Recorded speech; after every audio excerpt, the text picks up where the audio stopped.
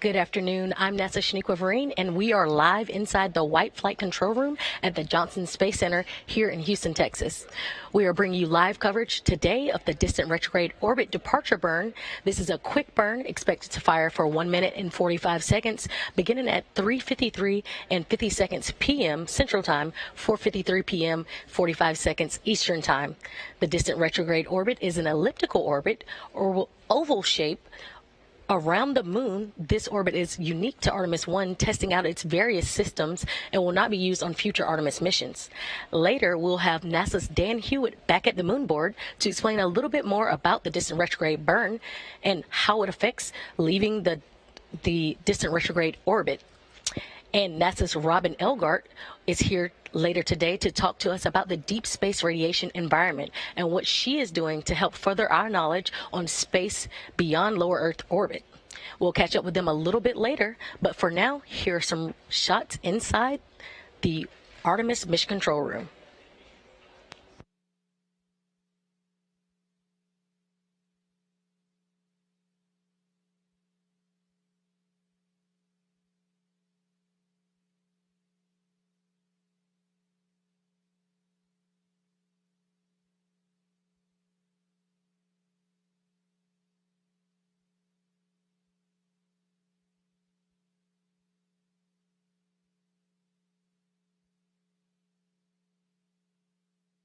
And we're hoping for some views from Orion a little bit later. Currently, you're seeing the arrow tracker used to track Orion.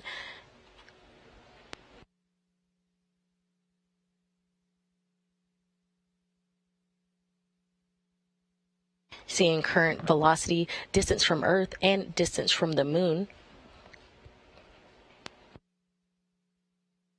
Following a successful launch on Wednesday, November 16th, NASA's uncrewed Orion spacecraft is ready for its distant retrograde orbit departure burn today on day 16 of its 25 and a half day mission beyond the lunar surface. Orion lifted off atop the Space Launch System rocket at 1:47 a.m. Eastern Time from Launch Complex 39B at NASA's Kennedy Space Center in Florida. The distant retrograde departure burn prepares Orion for a second lunar flyby, or that RPF, the return powered flyby, and Earth insertion burn, and finally preparation for a re-entry and splashdown planned for December 11th.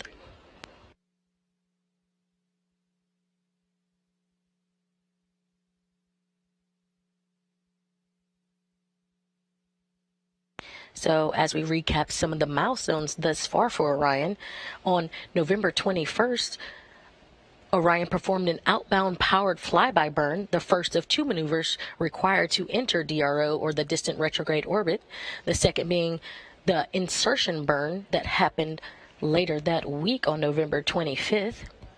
At the time of the outbound powered flyby, Orion was just 81 miles above the lunar surface. Throughout the mission, the spacecraft performed a series of outbound trajectory correction burns to put Orion in the proper configuration to enter the distant retrograde orbit. So remember, 81 miles above the lunar surface on November 21st, and by November 22nd, Orion exited the gravitational sphere of influence of the moon and was at a lunar altitude of nearly 40,000 miles.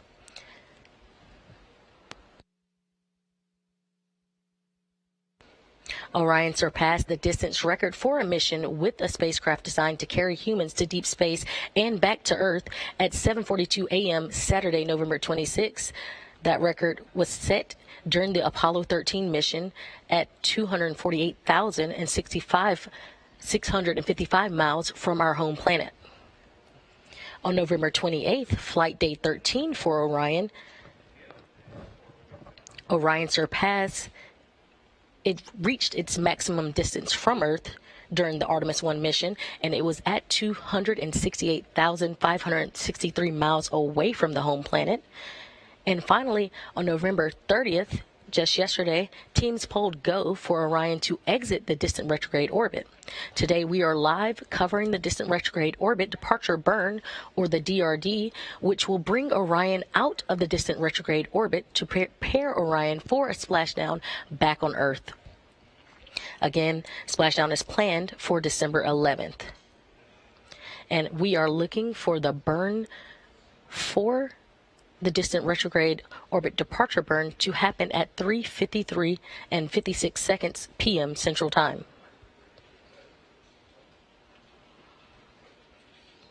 Again, let's get a little insight from NASA's Dan Hewitt at the moon board.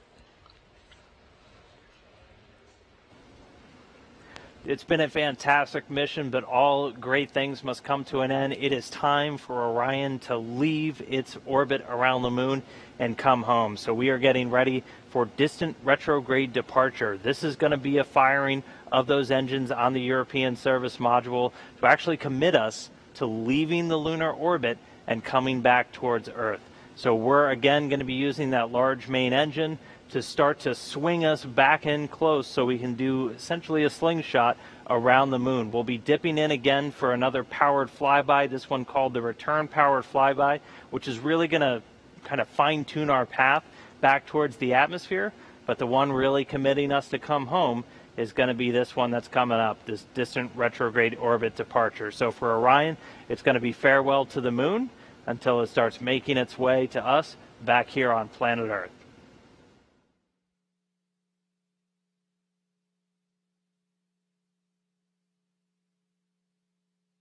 Back inside the Artemis Mission Control Room, or the White Flight Control Room here at Johnson Space Center, we see the control room, and we have lead flight director for Artemis 1 mission, Rick LeBrode, and his team monitoring and preparing for this upcoming distant retrograde orbit departure burn. Here with me now, I have a special guest today on console. This is Robin Elgart, space radiation element scientist. She will discuss the deep space radiation environment and what we are learning on missions like Artemis 1. Hi, Robin. Thank you for joining me today. Thanks so much, Shaniqua. I'm happy to be here.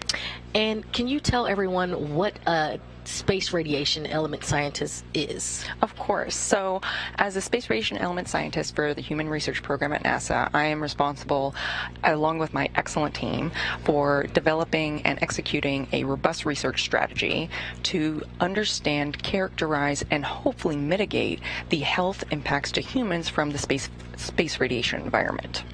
And so when we talk about space radiation, why does NASA care? Well, turns out space is a radiation environment, and so our astronauts are actually radiation workers. And so that means that we know that radiation is a health hazard for them, and we need to do our best to characterize that and mitigate that. And so this radiation comes from 3 different places in our universe. First, we have our galactic cosmic rays. Galactic cosmic rays are theorized to be the result of stellar explosions, where things like supernova are accelerating particles throughout the universe. Right? And so you can imagine how fast these particles are going. And then we have trapped radiation. Trapped radiation is actually a consequence of our Earth having a beautiful magnetic field, and it protects us from all sorts of things, but it also traps some of that radiation that's zipping around out in our solar system inside these belts, which are called the Van Allen belts. So those are these sort of donut-shaped rings around our planet. And then thirdly, and probably the most well-known, are solar particle events. And these are when the sun sort of belches out some extra solar particles and out into our solar system. Okay, and you mentioned solar particles. Can you explain a little bit of what those are and how they could affect the Artemis missions to come? Absolutely. So the sun is a giant rotating ball of magnetized plasma, which is sort of mind-blowing when you think about it. And it creates an incredibly complex magnetic field throughout our solar system, and also on what we think of as the surface of the sun. And those some localized areas of the sun those magnetic fields in those localized areas can get really tangled up and entangled with each other, and that creates something that we all know of called sunspots. And you can actually see these with the appropriate kind of telescope from down here on Earth.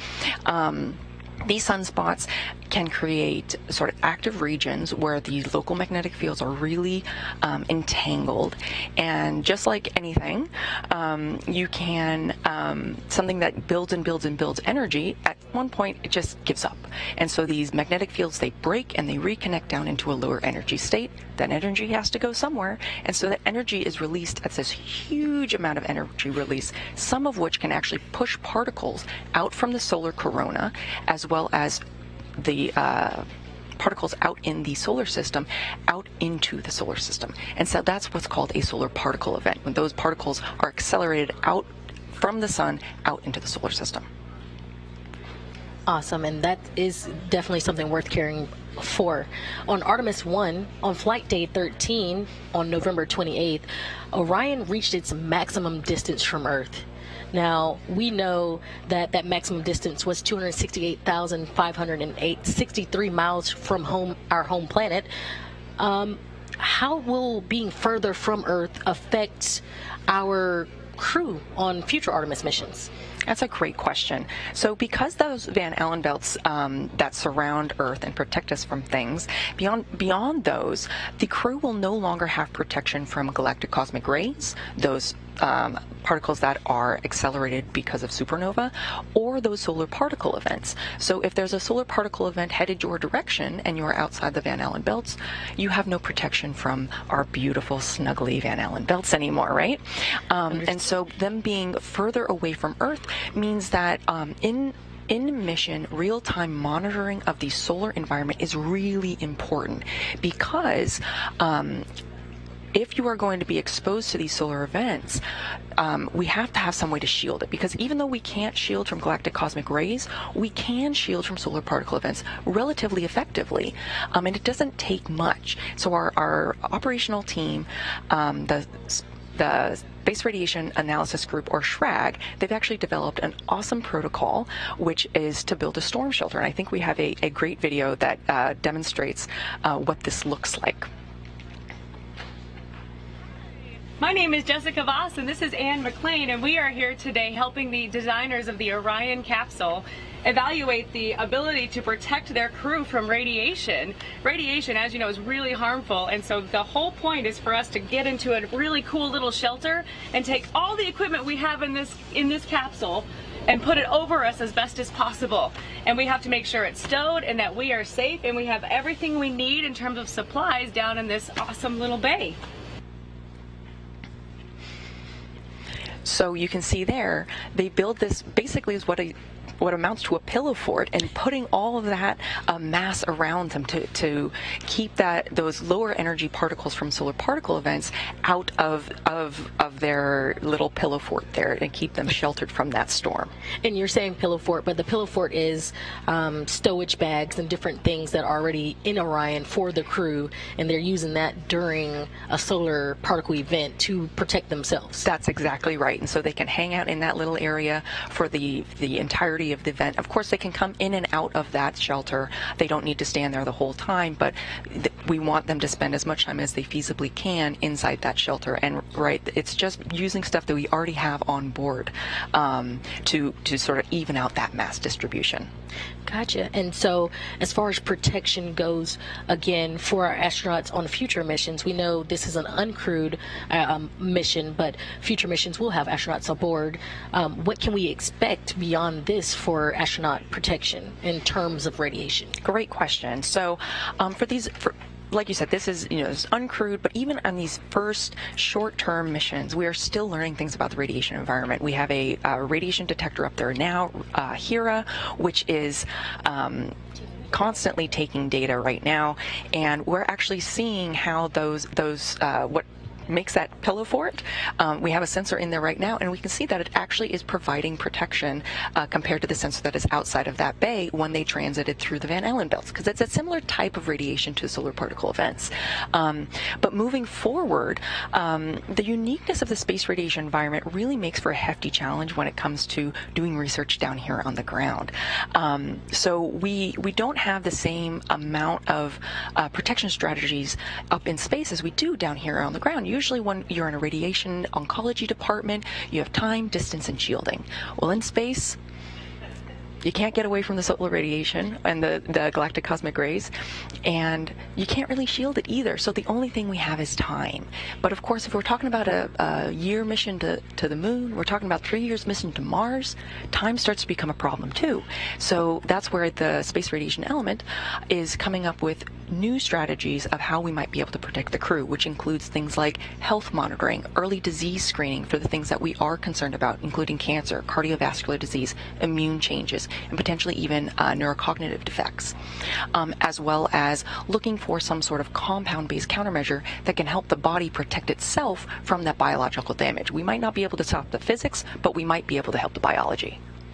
That's amazing. I know our crew will need to be protected from those rays as we enter into future Artemis missions.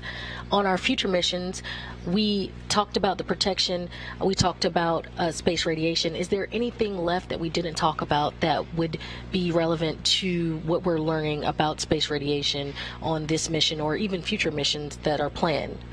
On this mission in particular, I really just want to give a huge shout out to our operational team, the Space Radiation Analysis Group, because they have worked so hard on getting their detectors up to speed, and they're really starting to see their models play out. You know, they saw when Orion went behind the moon and came back out, and we finally got that signal again. Sure enough, there was a 30% drop because of the moon itself providing shielding to the capsule. And so just a really huge shout out to that team, because they have done an amazing work. They're working 24-hour console to support this mission, and they really deserve mad props.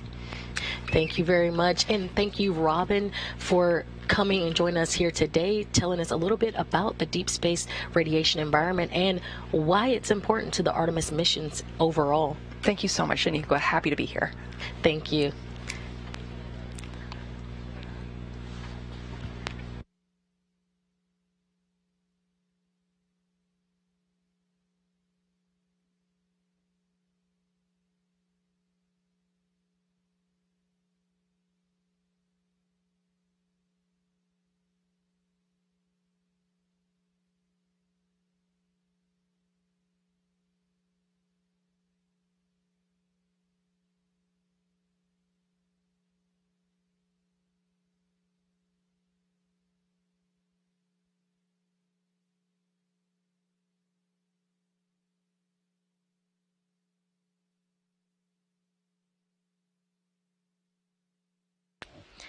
And if you just joined us, you're watching live coverage of the Artemis 1 mission. Today we're on day 16 of the 25-and-a-half-day mission. We are currently awaiting the DRD, or the distant retrograde departure burn. And we're looking for that burn to happen at 3:53 and 56 seconds p.m. Central Time, 4:53 and 56 seconds p.m. Eastern Time. So about 4.5 minutes out now from that burn.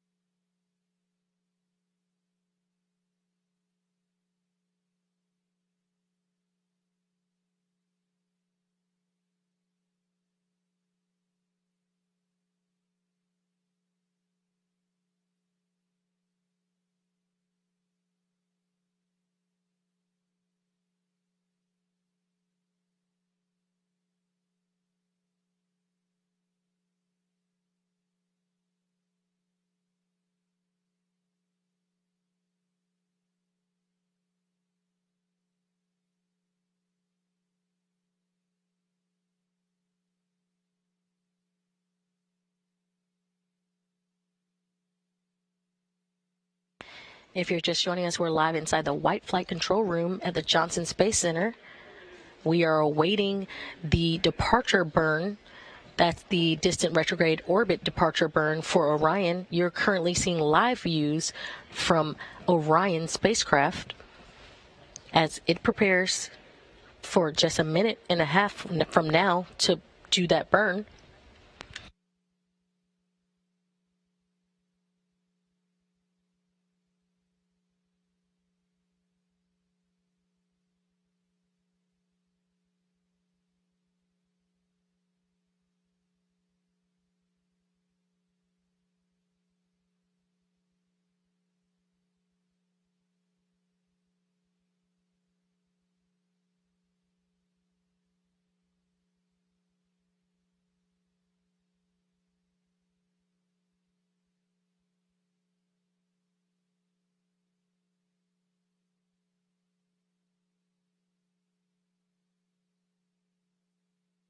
And just about 10 seconds away from that burn beginning.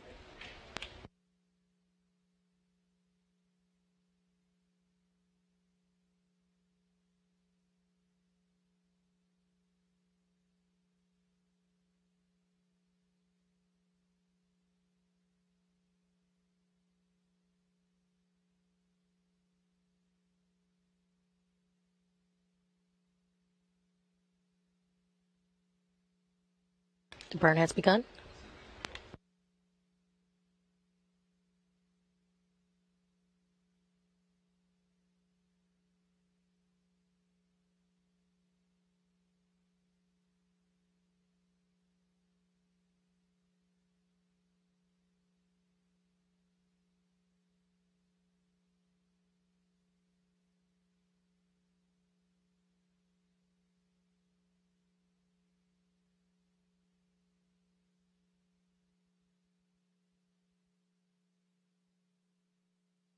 And we're halfway through the burn.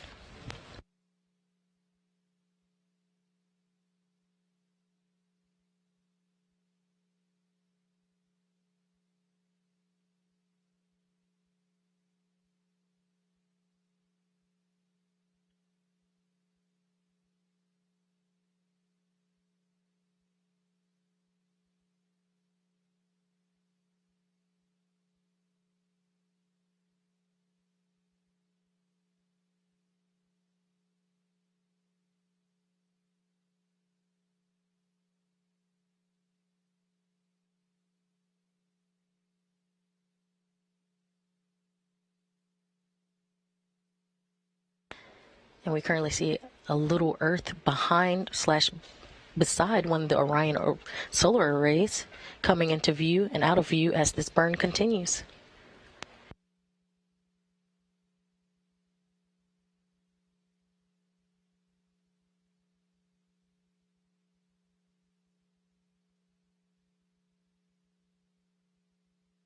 And a nominal burn has been called in the room.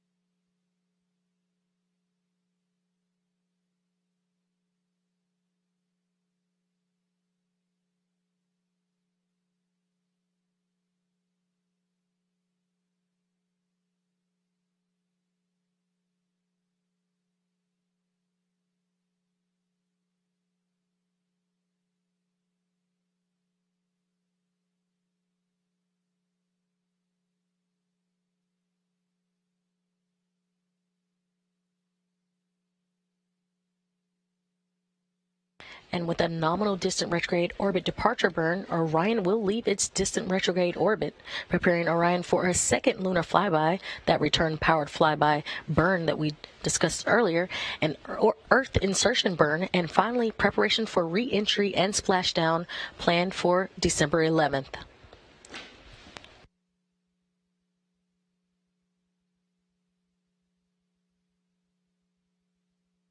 Again, Orion has had a nominal 1 minute and 45-second distant retrograde orbit departure burn. And with that, we'll wrap coverage for today. But we'll be covering the RPF, or the Return Power Flyby burn, live on air on Monday, December 5th. Again, that will be aired at 8:30 a.m. Central Time, 9:30 a.m. Eastern Time. And again, that is on December the 5th. Before we air that December 5th Return Power Flyby for Orion, be sure to check out live coverage of the U.S. EVA on December the 3rd. Showtime beginning at 5 a.m. Central Time, 6 a.m. Eastern Time.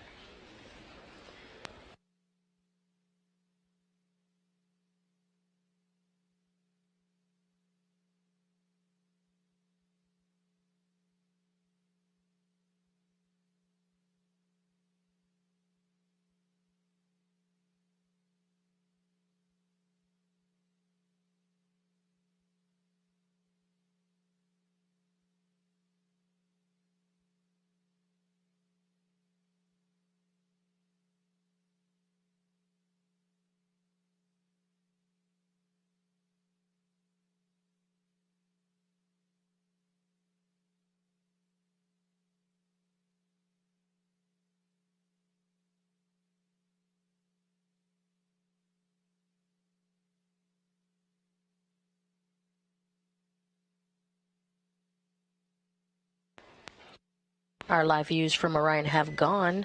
Briefly, we are currently looking at the Aero Tracker. You can track Artemis and you can track Orion on www.nasa.gov/track-Artemis. Again, this is the Aero Tracker, giving you the velocity, the distance from Earth, and the distance from the Moon for Orion in real time.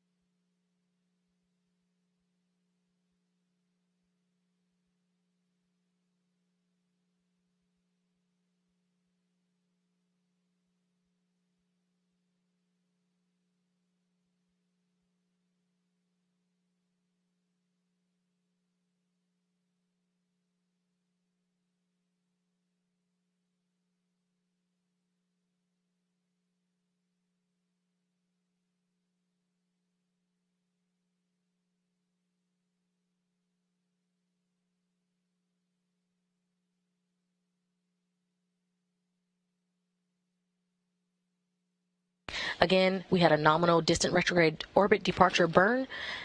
Orion will leave its distant retrograde orbit, preparing Orion for a second lunar flyby, an Earth insertion burn, and finally preparation for re-entry and splashdown planned for December 11th. That'll end our coverage there. However, we'll be covering the RPF burn live on air on Monday, December 5th, beginning at 8 a.m. Central Time, 9 a.m. Eastern Time. And before that burn coverage, we also have live on air Saturday, December 3rd, the U.S. Spacewalk 82, and that will start at 5 a.m. Central Time, 6 a.m. Eastern Time.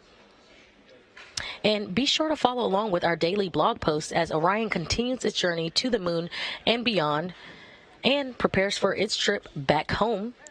Follow the blogs at blogs.nasa.gov/Artemis. Again, thank you for joining us, and that'll wrap coverage for today. This is Mission Control, Houston.